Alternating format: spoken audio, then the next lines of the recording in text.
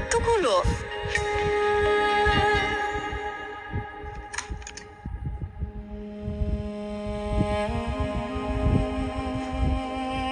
নিচে বসলেন কেন?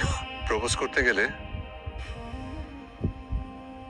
এভাবে বসতে হয়। মানে মিস ব্ল্যাক কফি, তুমি কি আমাকে মিস্টার ব্ল্যাক কফি আর একটা চান্স দেবে? ছেলের